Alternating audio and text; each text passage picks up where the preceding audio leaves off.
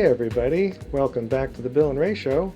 I'm out in the torch shop to make another marble today, and I'm going to start out by doing kind of a lengthy prep piece with some tubing, and that'll be put into the core of this marble, and that might get some edits to it, but we'll get going here and see what we can show off.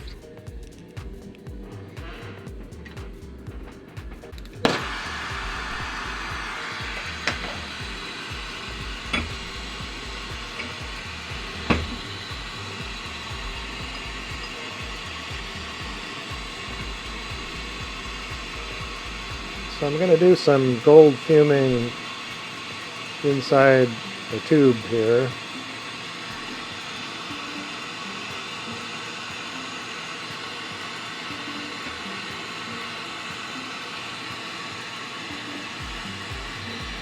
So this is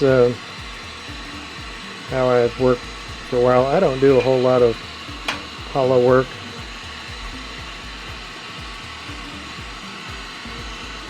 But I like to attach a blowpipe, basically, versus pulling points.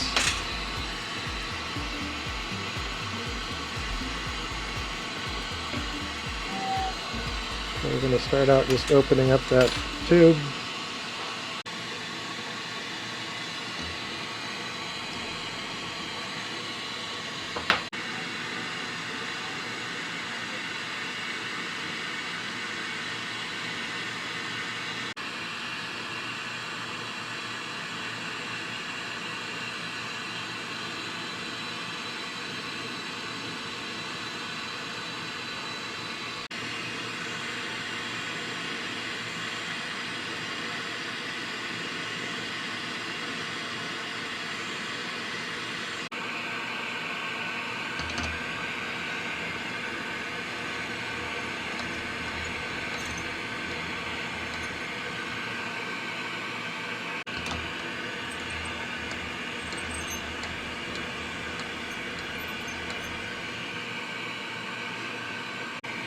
Okay, got that opened up a bit, and we're going to do some gold fuming.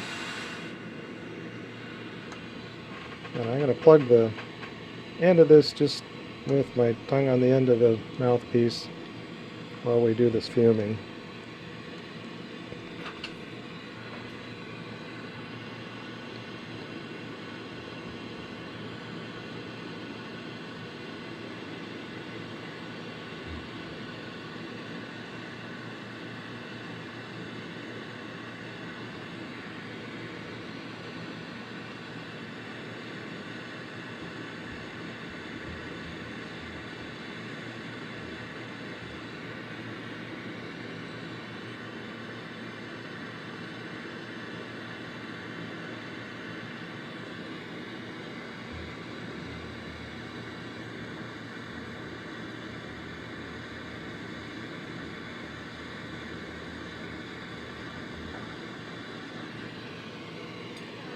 Okay.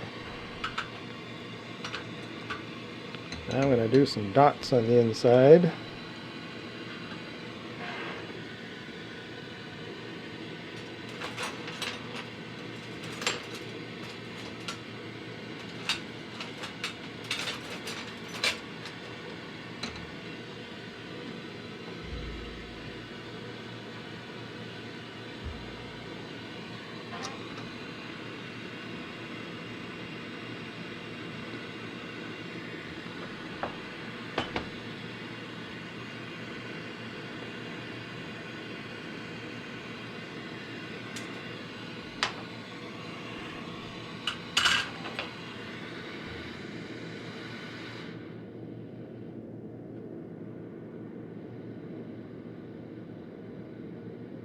Get a pretty little flame here, and again I'm going to just plug the end of this.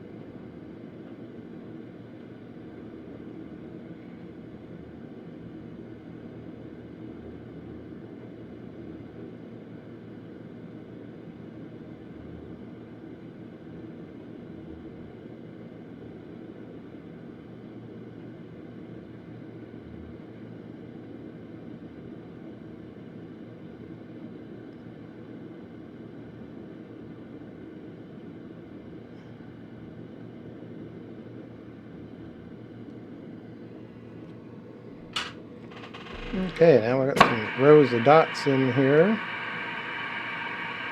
Now we're going to condense this back down and turn it into a solid piece to be my center core element.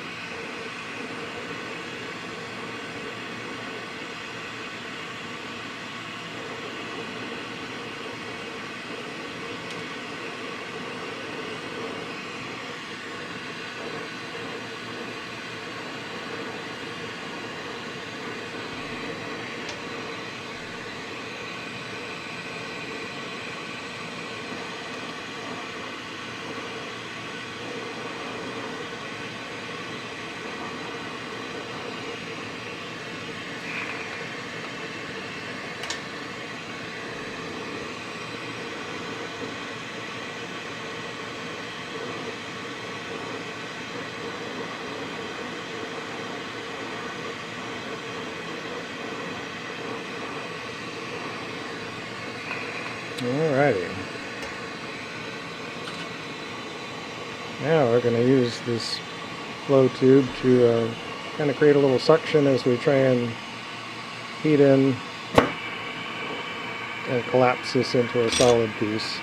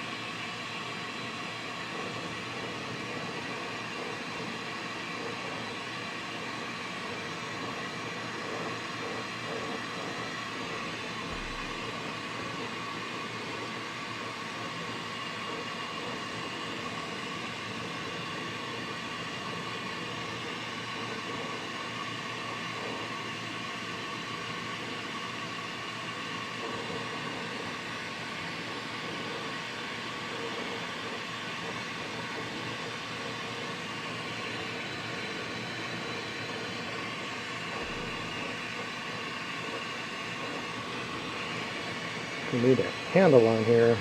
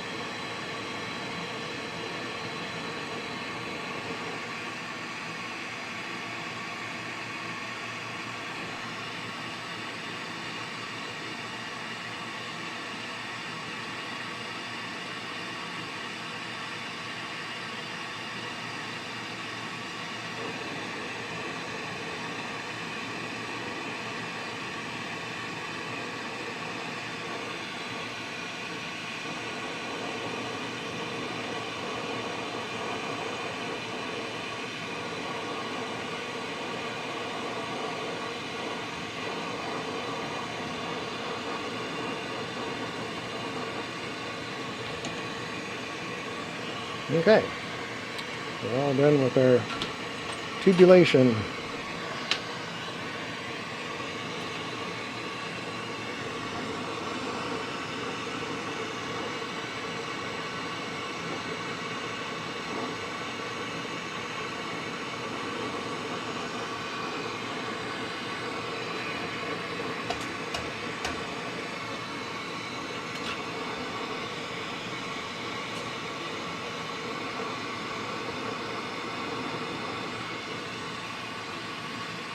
I'm going to condense this in a little.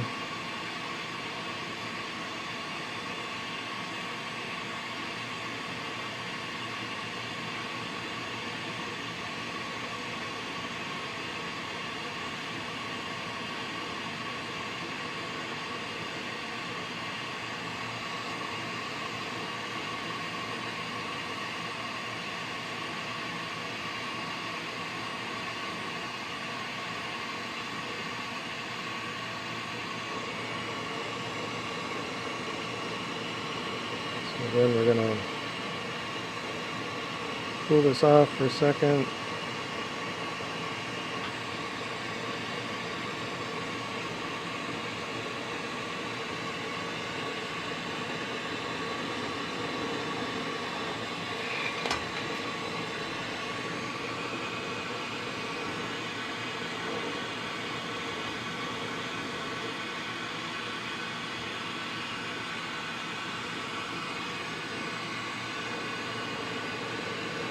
Clean up that end.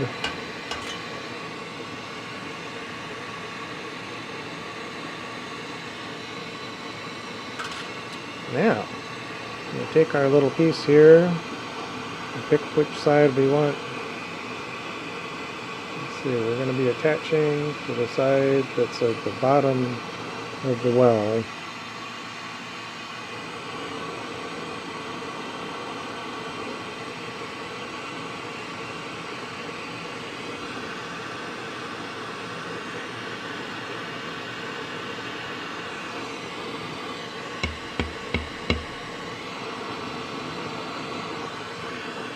It's a solid attachment there, which is fine.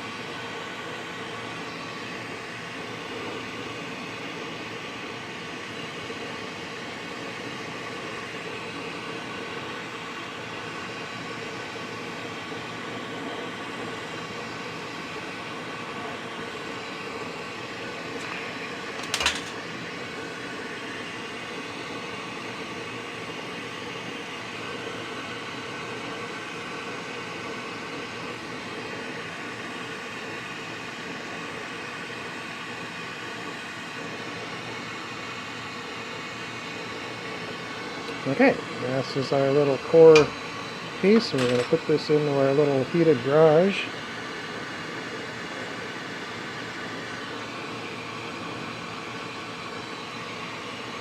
A little cleanup before we can move on.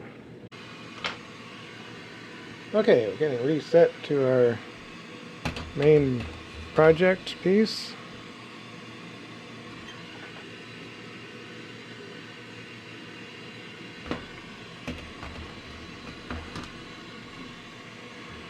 And so we need to build up a gather on this 19mm rod. Get some bulk for our marble to start on.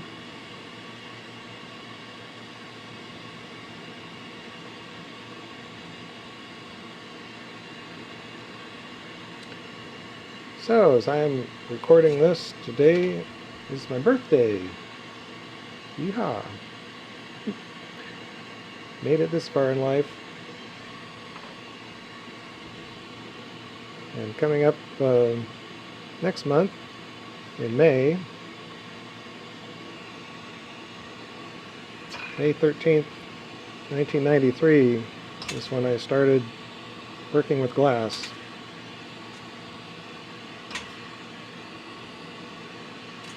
And that has been my self-employment ever since. Although today I don't do nearly as much cranking out work as I did back in the heyday.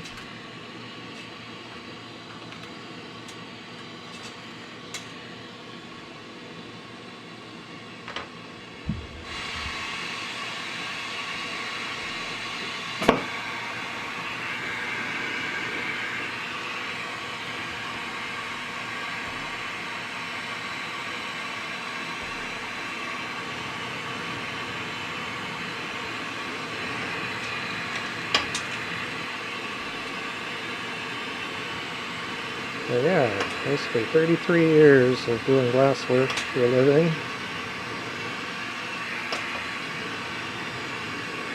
I made the best times were back when I was making just soft glass beads by the thousands. Probably made about 1,000 a month.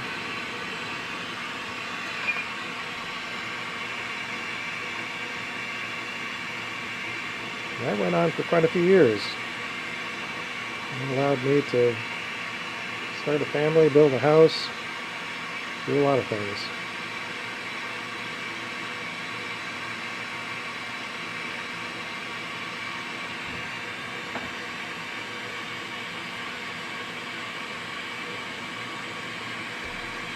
So to all of you out there that have been watching videos or buying my marbles, I give my greatest gratitude. A big thank you to everyone who supports my work and therefore my family's lifestyle.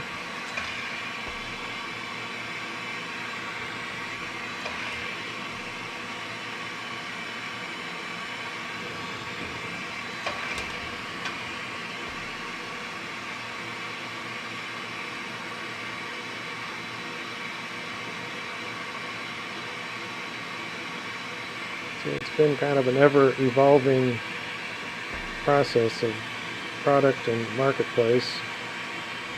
When I started, that was the pre-internet era. That was pre-Google. So we did arts and crafts fairs. Juried arts and crafts fairs were a pretty decent gig. But the expenses were not insignificant during events like that. And eventually those expenses just got more and more that just really wasn't worth doing it. But I did some work in consignment. We had an artist co-op. That artist co-op is still going on in Missoula. I was a member for quite a few years. Made some sales that way. And really, once eBay kicked in, that was kind of the time when it all started making more sense to just be online for the most part. Okay, we'll grab our little core piece we worked on and see if we can marry these up.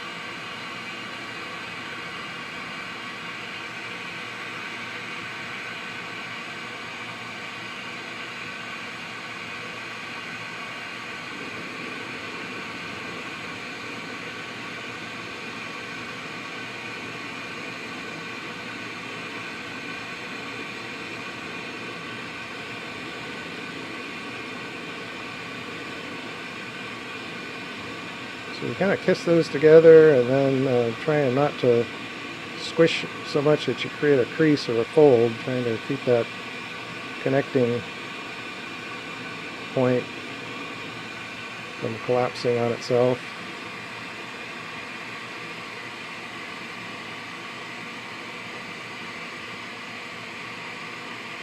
We're giving it a little bit of a push to get it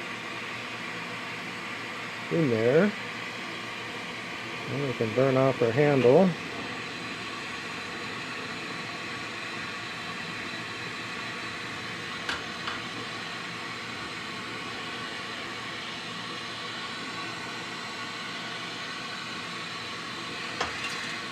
Pull out some excess.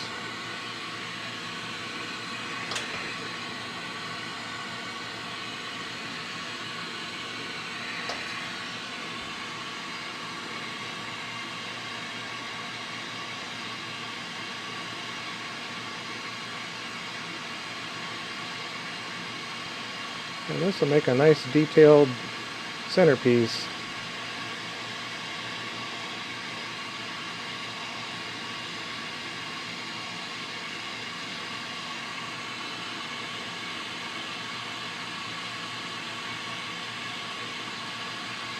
So as I often talk about, just trying to use some heat and gravity and just let that high surface tension of the glass work on itself.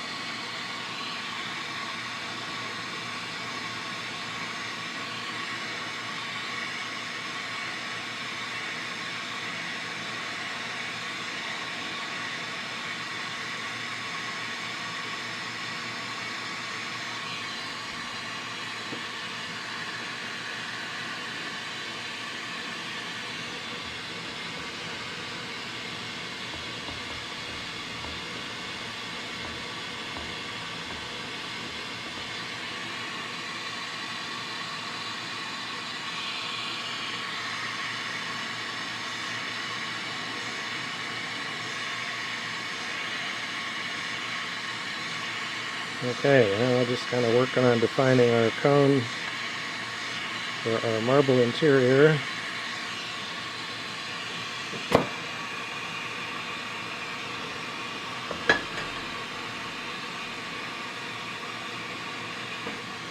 And we can pull out this end a little bit more,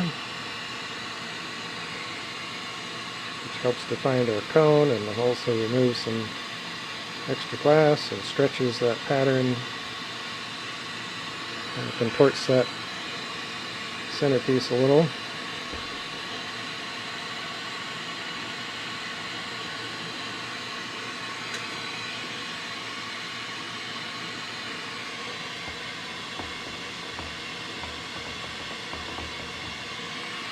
Now, before we get too much further, we want to add some fumed pillows.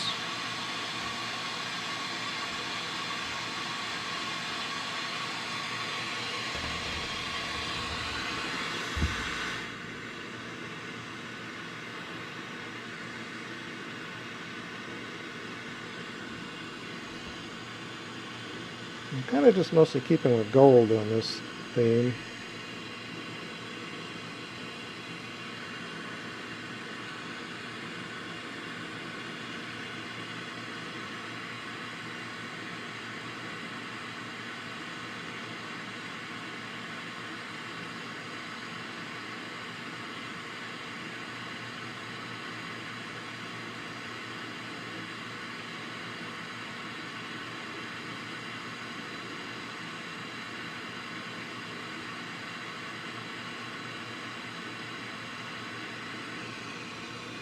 Okay, got some fume on there.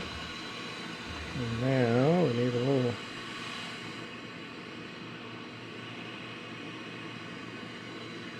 different flame to add some clear dots.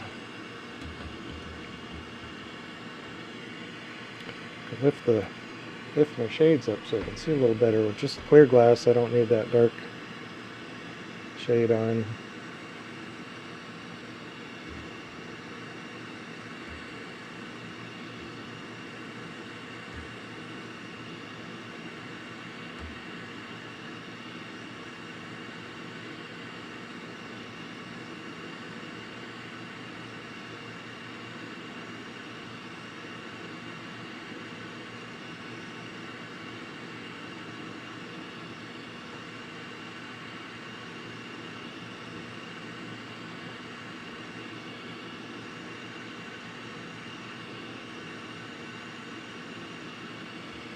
Okay, so we got our first row on, and then I just alternate. We'll go in between those.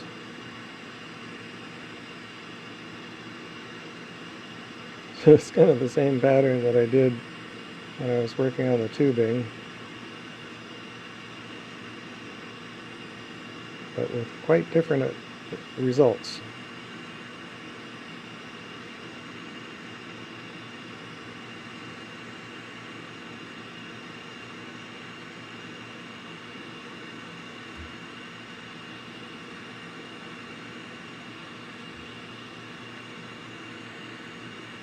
Okay, then come down to another line, and this one I have to kind of ignore the previous pattern and just space these out.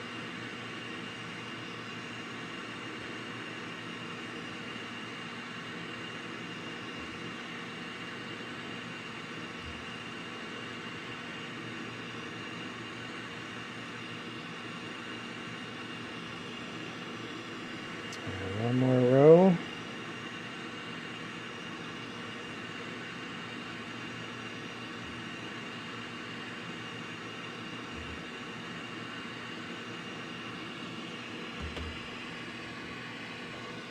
Alrighty, drop these in. So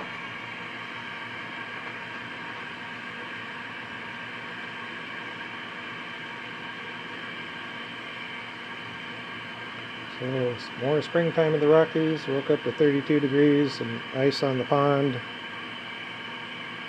or the bird bath, or whatever. Water is out open. We got some warmer weather coming up in a couple days. Well, at least for one day. Monday is supposed to be pretty nice. Then back to some more cold.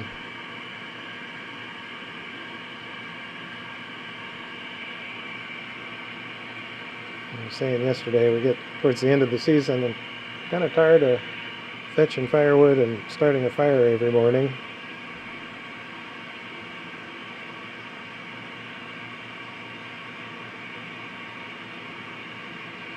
But before long, I'll be complaining it's too hot and the grass is growing too fast.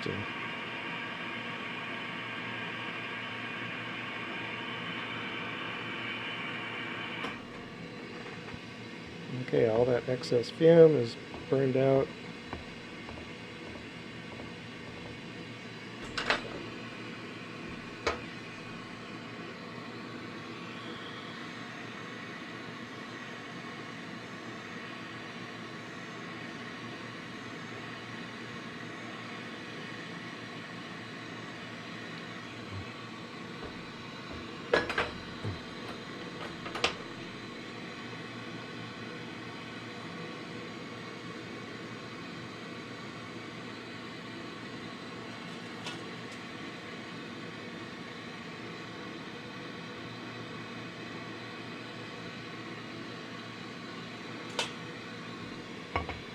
Alright, trying to sharpen our point. And our next step is going to be some frit. So I think I want some color and then, or let's see, yeah, color and then black. So we're doing some blue spruce.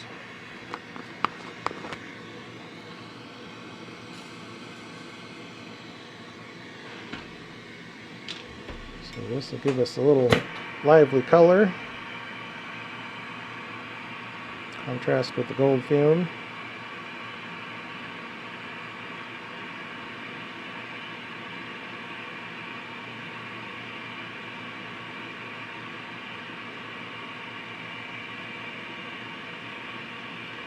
So to get this, you want to get this all pretty hot and do just a single roll in the frit.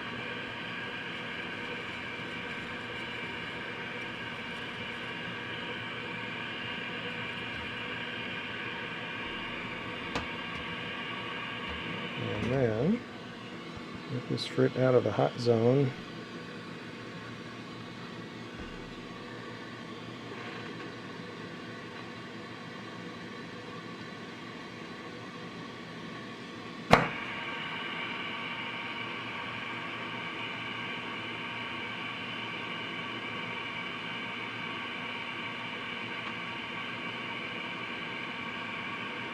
So my roller can here will help as a bit of a armrest times like this.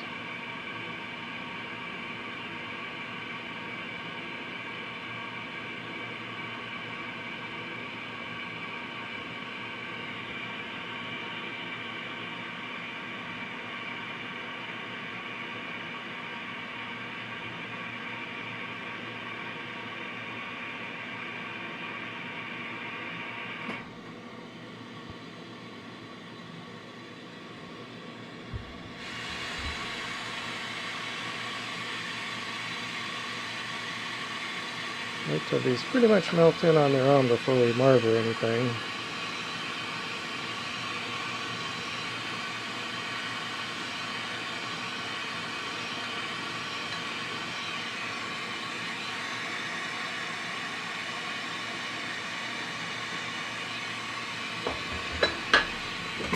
Oops.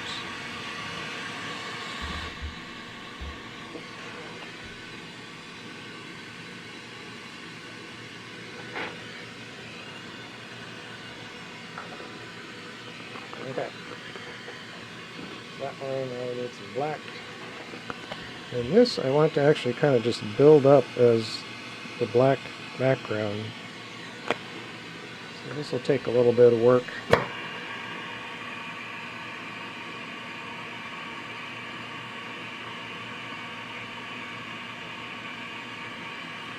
So you can kind of start out the same, just get the whole thing hot.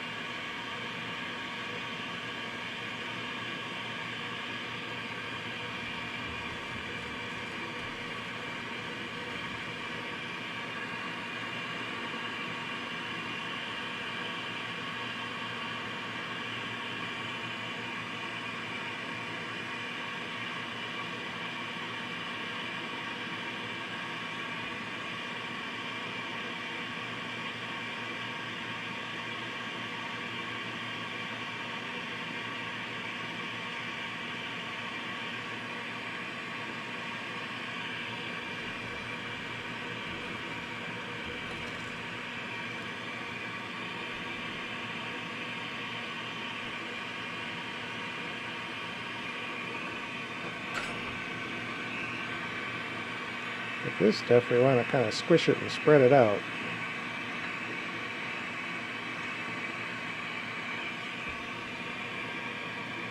And then kind of go around in individual little steps.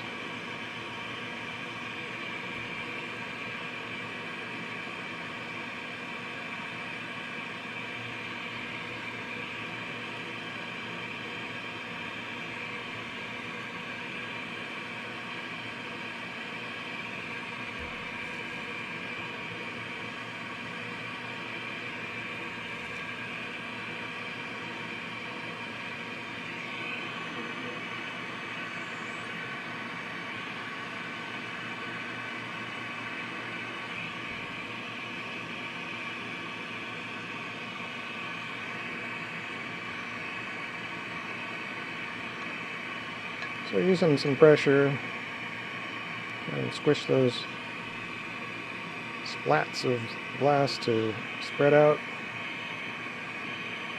fill in the cracks.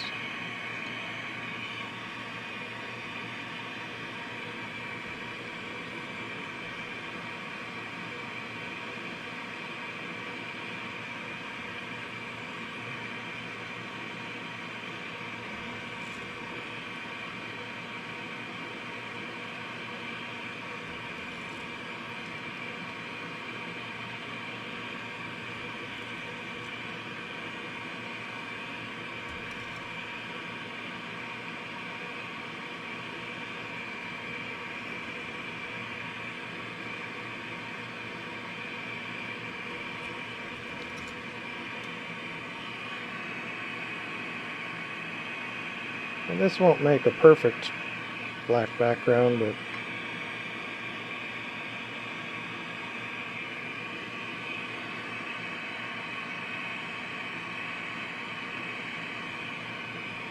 visually it'll be pretty complete. It'll just leak light if you put this marble up to a strong light.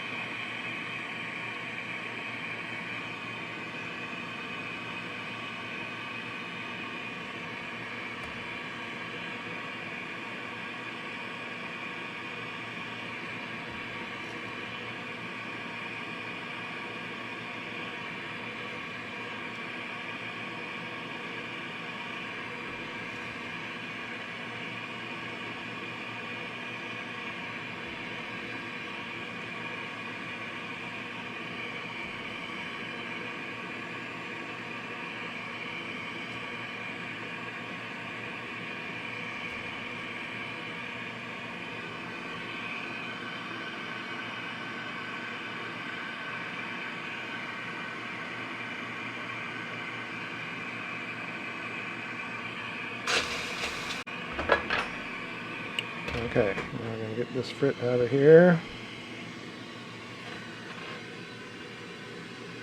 Pretty hot. I'm going to set this aside, let that cool down.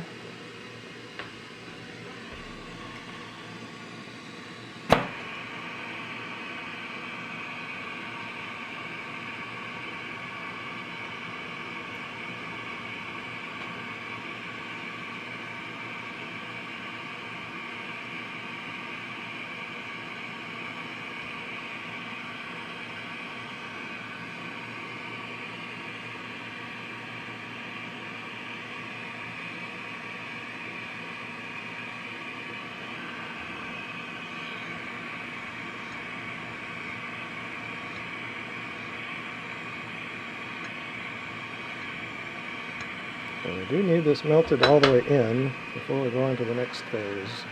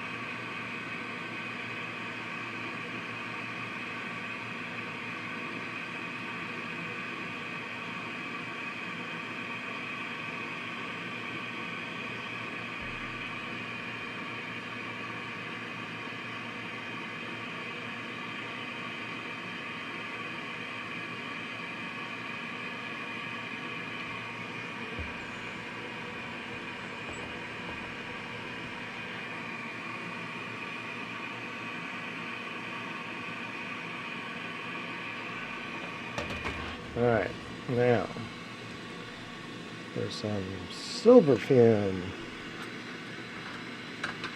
Did lots of gold. Let's go on to some silver.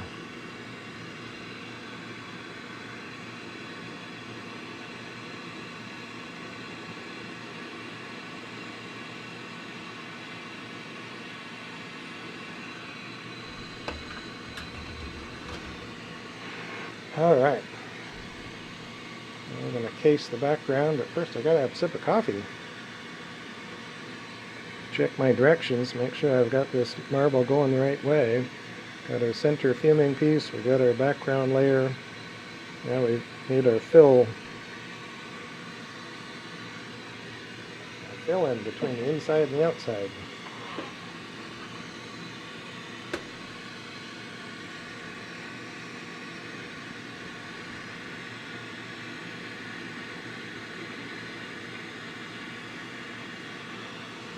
Make sure our kiln is on and up to temperature. Oh, I can turn off my little garage heater. I wonder it's getting warm in here. Okay.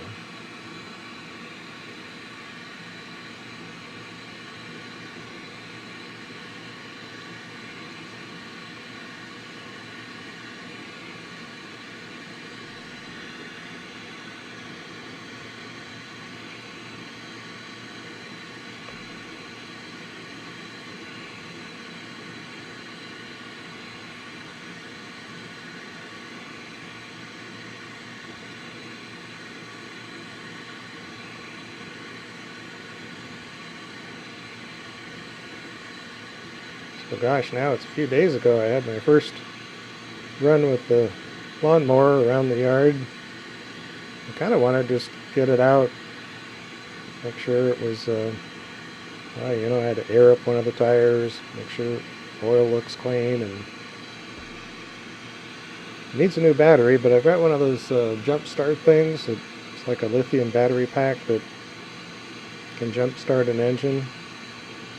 And even though that's not very convenient, I kind of was limping along last year using that to start it up. Because it still has its original battery, which is a sealed, most of the cheapo lawnmower tractor batteries are just like an old-fashioned open cell lead acid battery, and those things last, well, the warranty of 6 months tells you how long they're going to last. And you're lucky if you get a 3 years use out of it. So to get a sealed battery version, which is what the original battery is, you got to pay, probably nearly twice as much, but it's going to last a lot longer.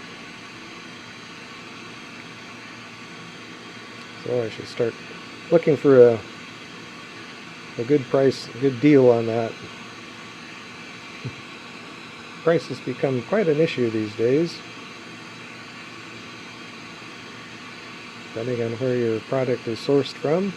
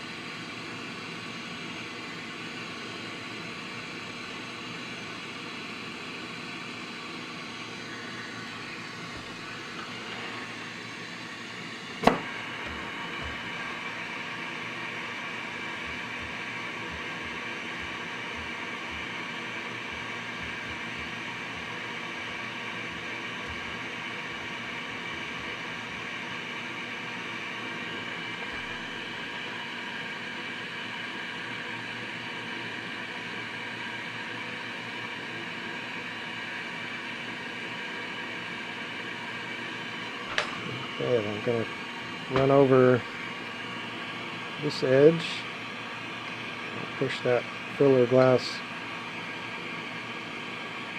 over into the main part, and then push back the glass that's on this tip. And as always, leave that color tip open. Don't put clear glass over the very end. You will drastically change the interior looks.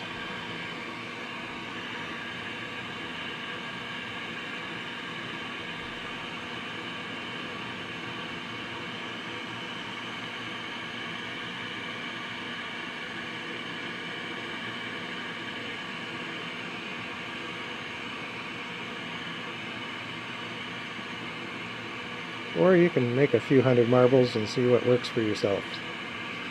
Just my 2 cents.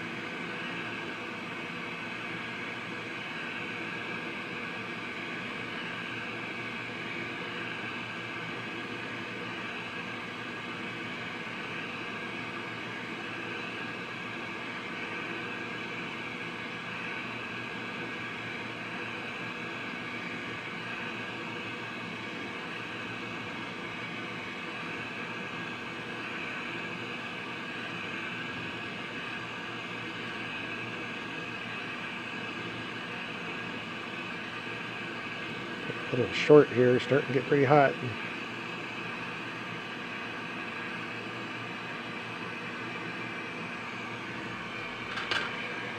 Alright, let's melt this in.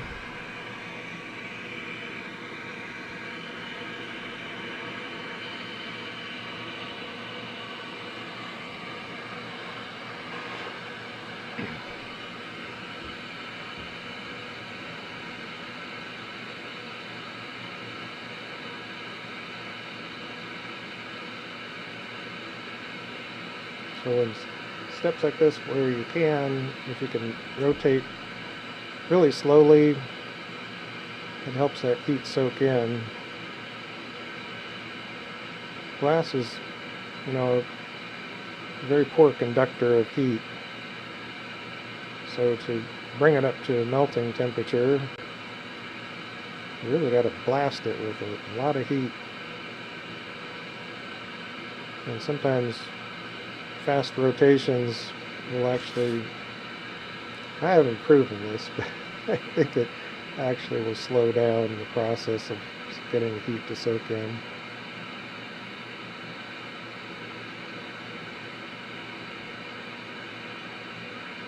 I just know years past when I was doing a lot more hours on the torch, the days that I was feeling kind of,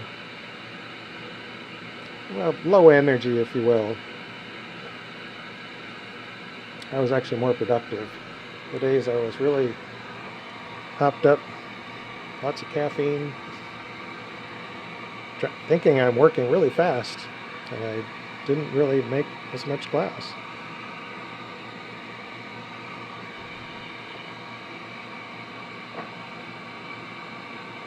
Turns out rushing the process isn't always actually conducive to making better productivity. And I learned that back when I was working a regular job, doing electronics assembly or something. And the other job that I had doing aerospace assembly, it was amazing to me how literally some days I did twice as much work as other days. And it didn't seem like I was any different on those days, but there wasn't really a correlation between how I felt, my mood, or how energized I was.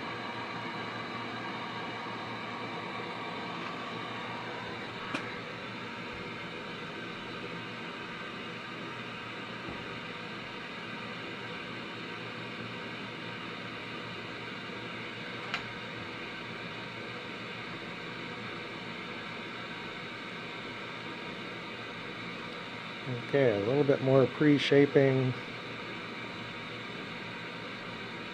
kind of angled where it's kind of falling back just a bit.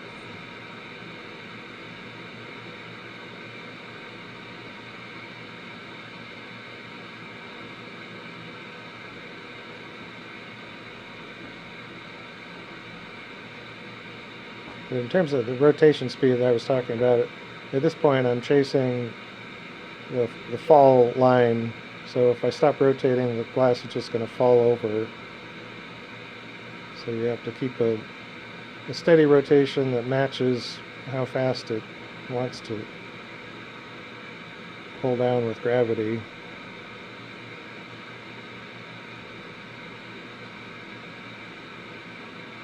Now we just kind of play that game until it's looking a little more rounded up. And now we need to cool off a moment.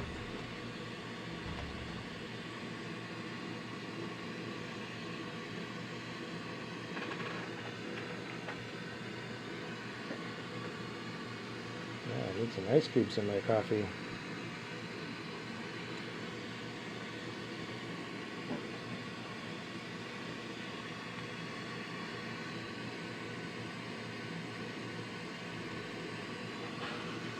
Okay, once we think we have this kind of under control, we've got our color to put on the back. So today, starting out with some mint.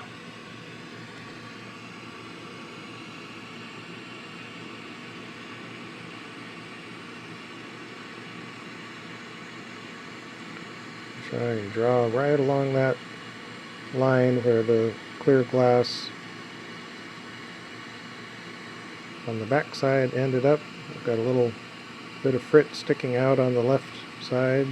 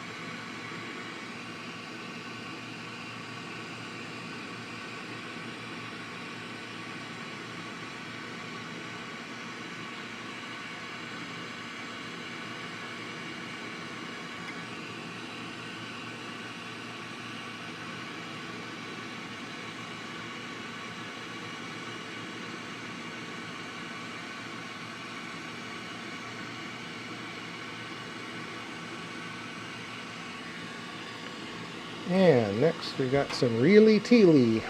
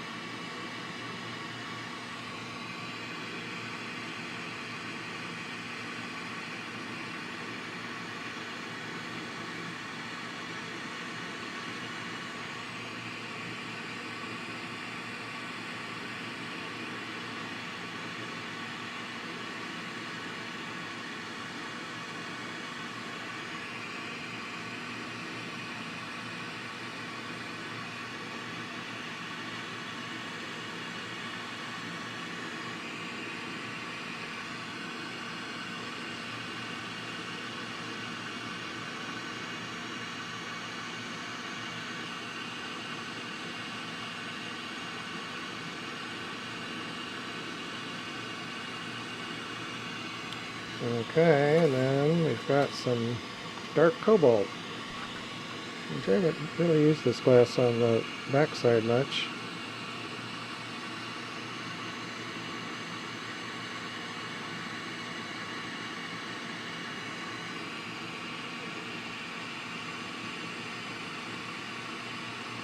So we have kind of a wide path to fill, and the stringer is maybe not quite large enough to fill that gap. Then we kind of push it in,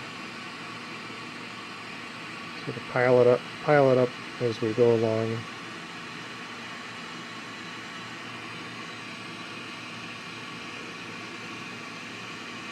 You kind of make adjustments by dragging to thin it out, or kind of pushing back to build it up thicker.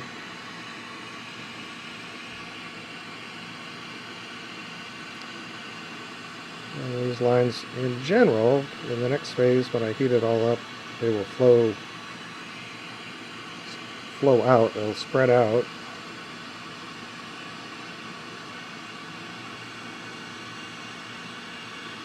But every color of glass has got its own temperament.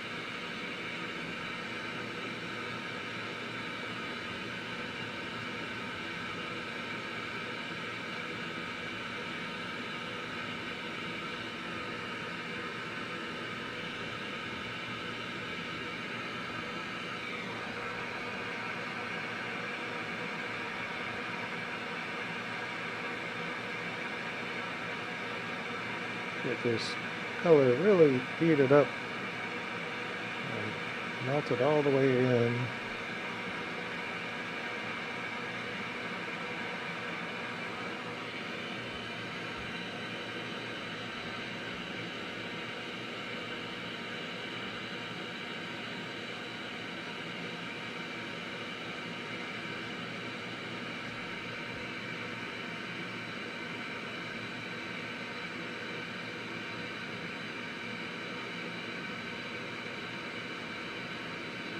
Sometimes it seems like it just takes a ridiculous amount of heat and a lot of time to get this to fully melt in.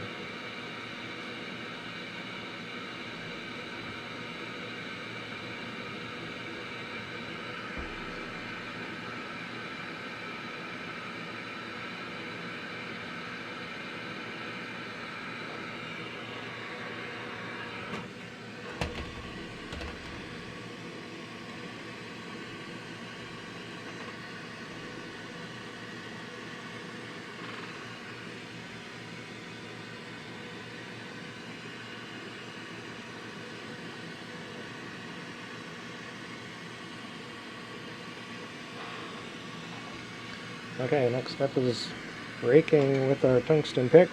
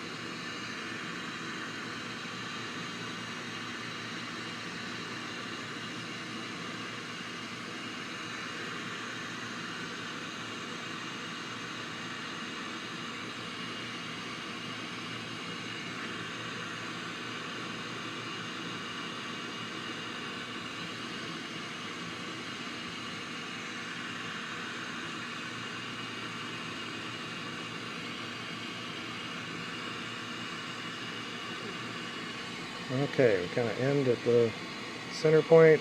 Assuming our base didn't go too far out of whack, you can kind of pull out this end center and it'll be fairly close to the focal point of the marble interior. It really doesn't matter whether it's on point or not.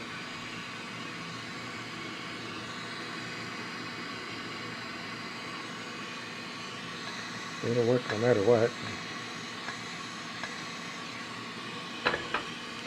It's always a little bit more fun when it's concentric on center.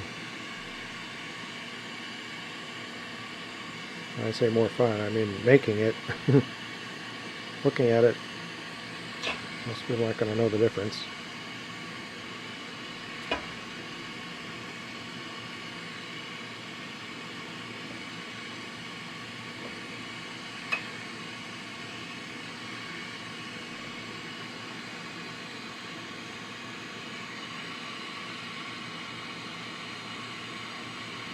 Yeah, it looks pretty good.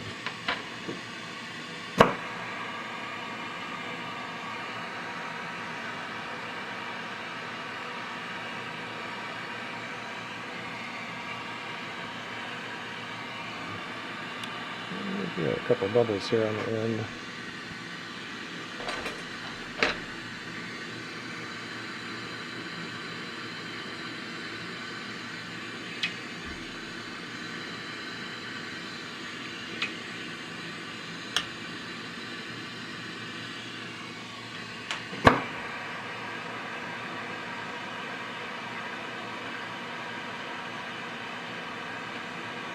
Some of the little bubbles that occur in the glass, if it's not up on the surface, especially if the glass is kind of opaque, if it's buried inside the glass or underneath, doesn't really matter. But bubbles that look like they're going to pop up on the surface, definitely prefer to avoid those or get rid of them if I can.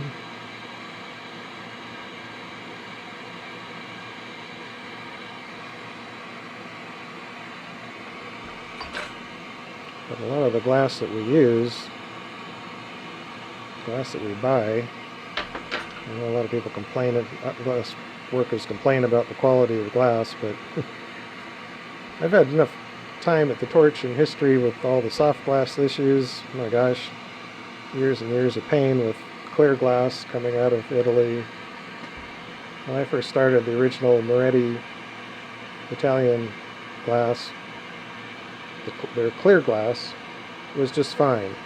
Now that family of clear glass is never the optical clarity of the borosilicate glass. It's one of the things that attracted me to working in borosilicate, because the clear is nice and clear, and soft glass was just having a lot of issues. And then a lot of colors that used to layer one on top of the other, and you just solid without issue, and got to where some of that stuff would crack and cause problems. And when I started with soft glass, as long as you got it into the kiln without cracking it, it was always very rare to have a failure in the kiln. And later on, years later, I made just little white heart beads, so a wrap of white glass, a wrap of transparent color. Very simple beads. I used to make 4 on a stick, and I made them slightly larger years later, and I made like 2 on a stick. And I had a failure rate on those, probably 20% of them broke,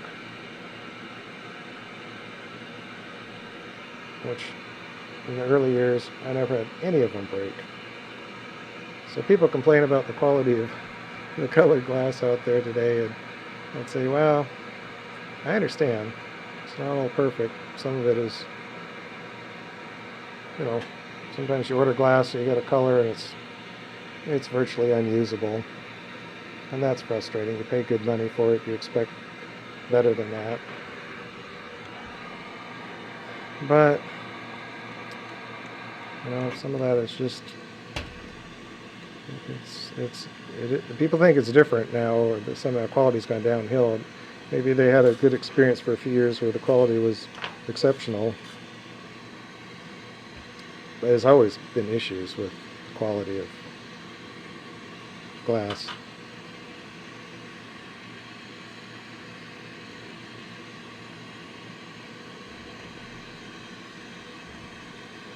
And everybody's so price conscious, they want to get glass at a reasonable cost. And when it comes to little bubbles in the glass, the process in batching it to eliminate bubbles is energy intensive and time consuming. So people try, and I'm sure the manufacturer is trying to cut that down to an acceptable level of micro bubbles without slowing down their process too much. So, like so many things, you think you can do better? Have at it.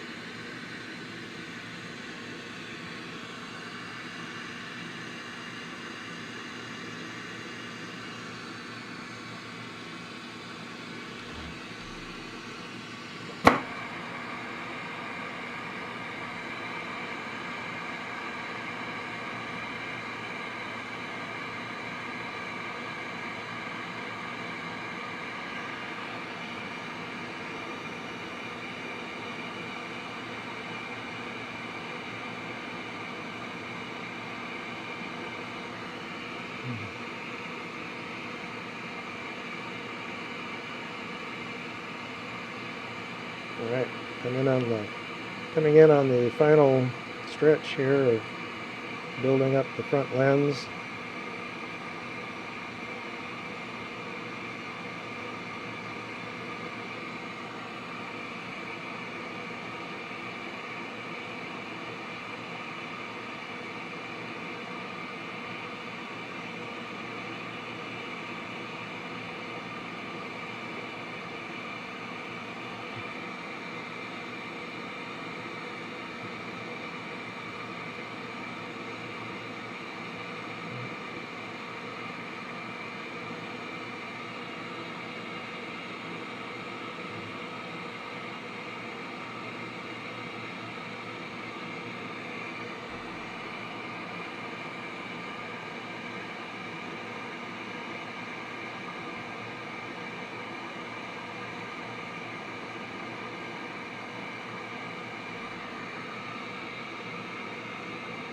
That's funny, I was thinking back to my early on, I don't know if anybody caught this or is listening to it now, my first day of making beads was May 18th. I think I said May 13th.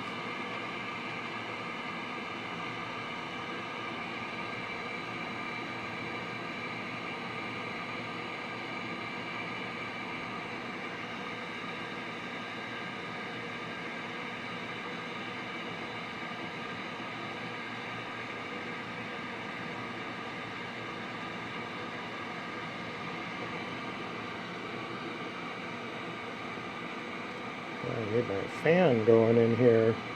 I'm really oscillating around. I had the heater going, I don't know if it was yesterday or the day before. Now it's too hot.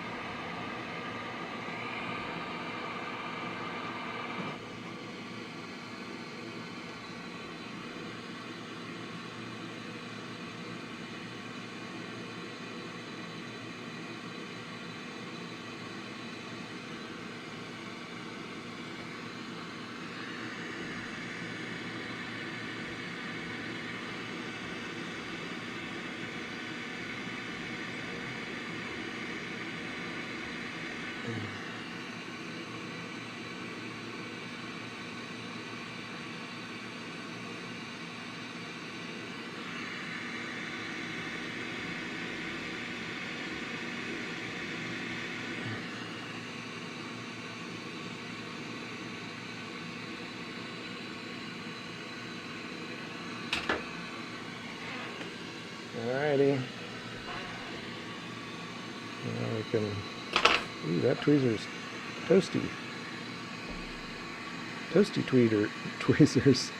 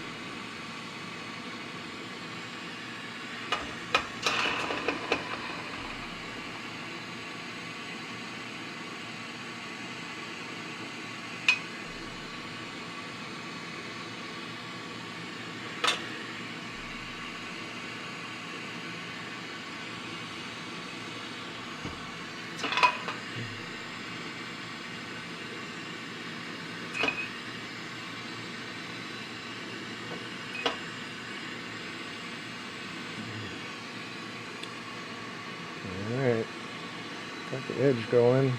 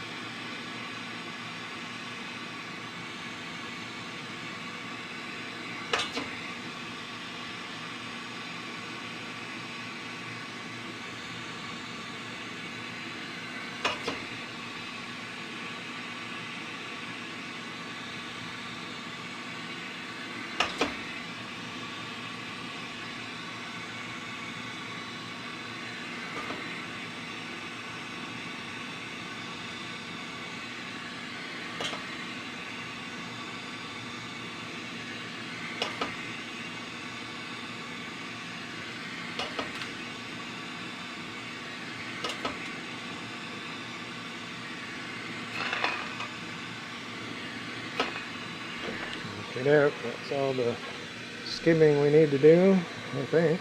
Let's see. And watch this torch flame. Gets a little carbon on the face there.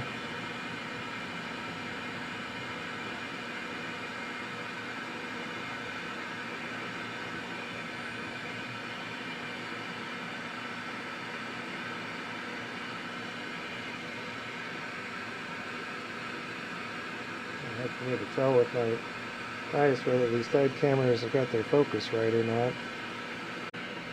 They're not supposed to change focus, they're supposed to be fixed. And no auto-focusing.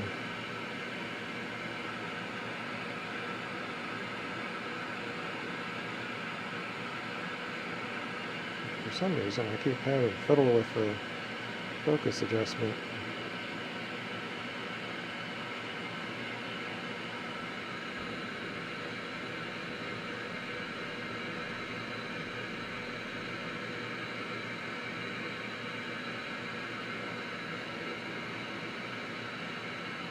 Okay, now we just got to make this Easter egg into a round marble.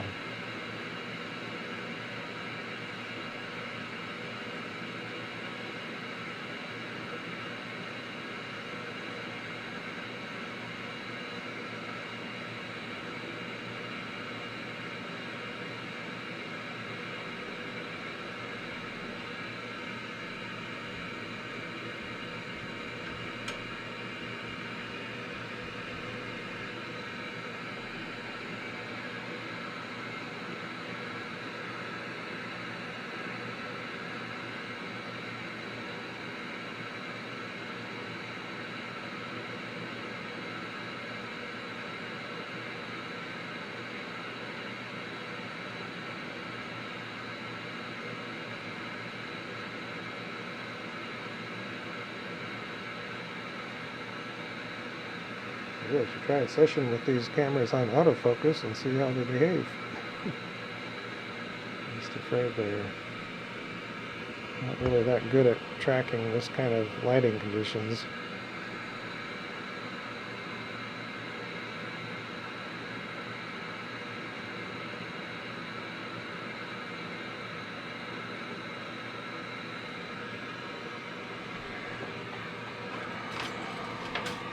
Alright.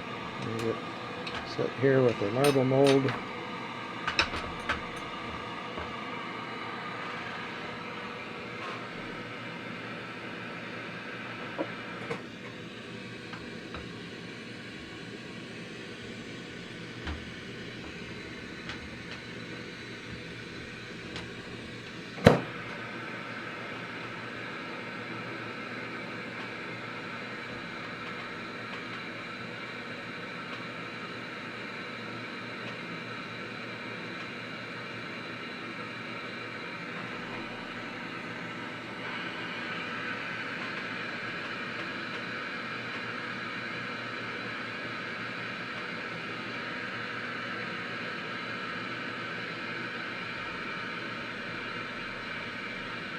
Try and spin this up and get that centripetal force to push out the radius.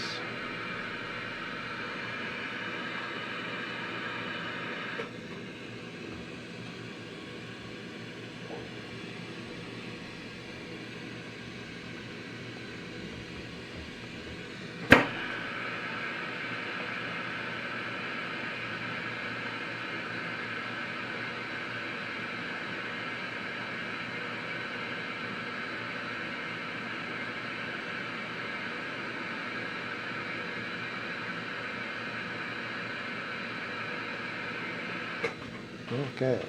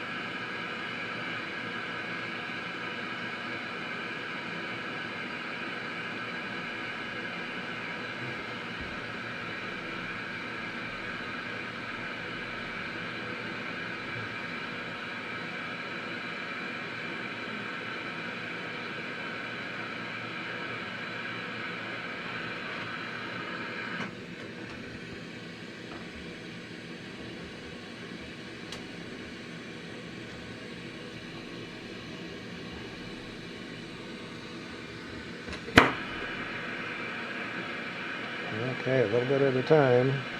This guy's a little bit large.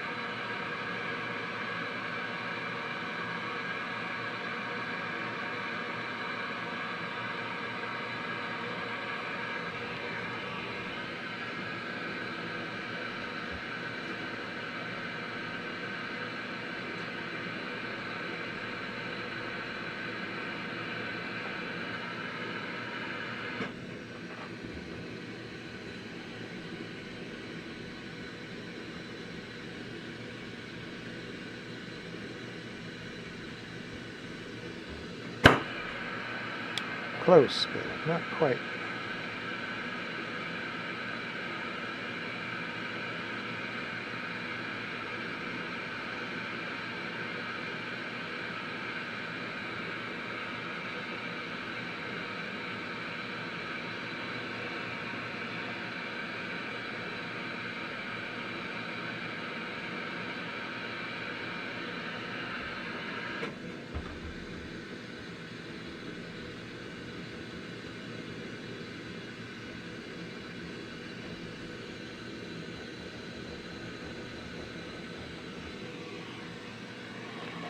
Okay, that's most of the way there.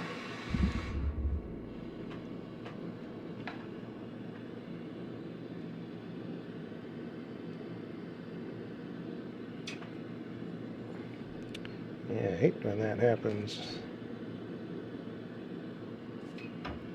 Big bubble. Chase off a little bubble or two and get it back to round.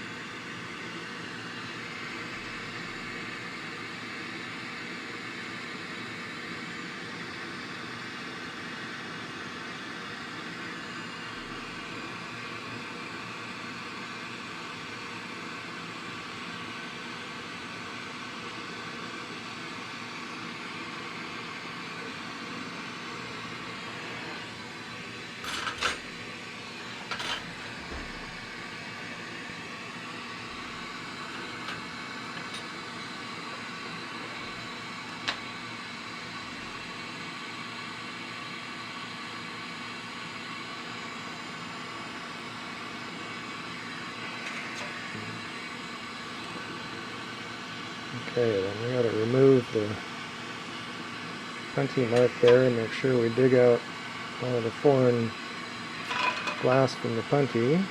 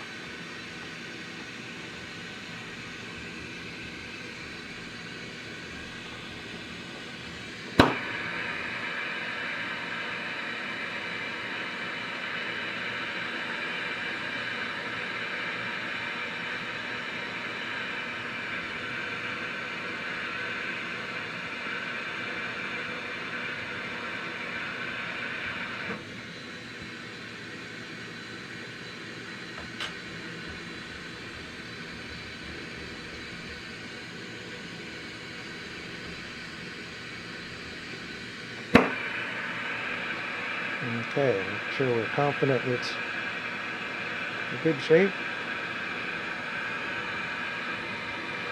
And the front has got some ripples in it, so we have to try and superheat that face.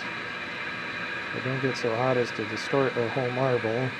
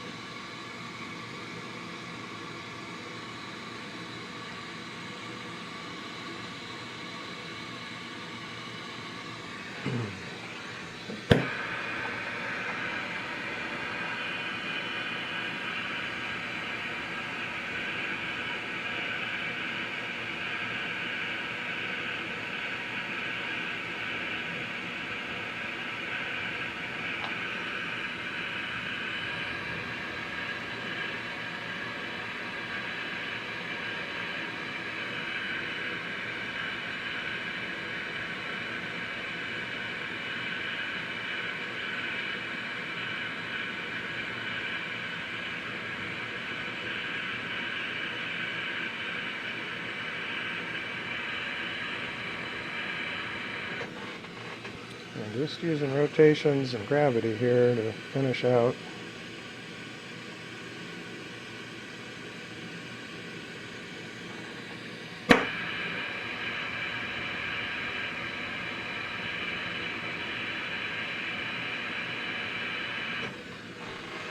That should be good.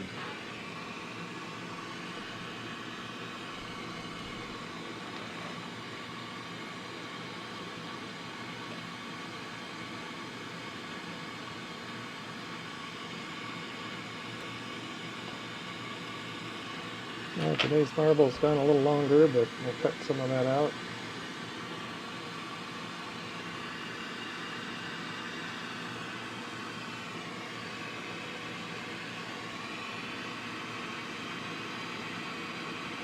But so far, I'm pretty happy with the way this is looking.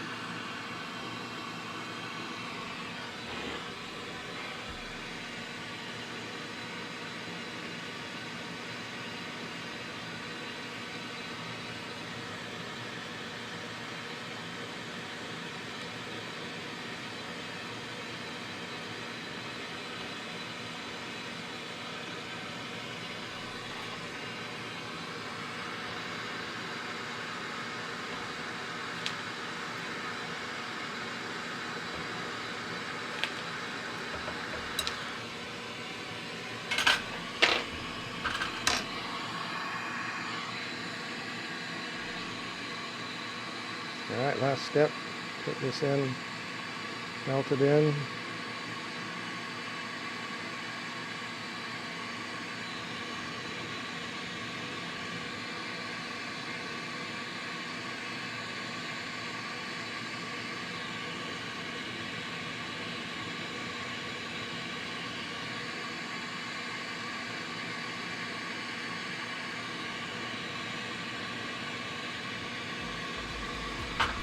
I think I like that look.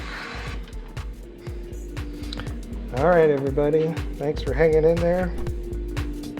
If you've been watching these videos, we really appreciate all your support. And these marbles are for sale. And somebody wonder what I did with all my marbles, so pretty much sell every one unless it's really something went south that I don't feel comfortable selling it at all.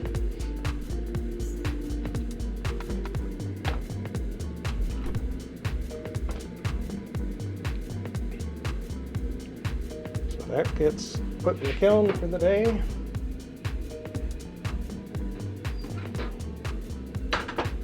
Alrighty, on to some yard work or something. Hope you all have a wonderful day. Hope you're enjoying life. We're trying to enjoy life here on the farm in Bitter, Montana. So from all of us to yours, best to you, be kind, and we hope to see you on another adventure, another day. We'll catch you next time.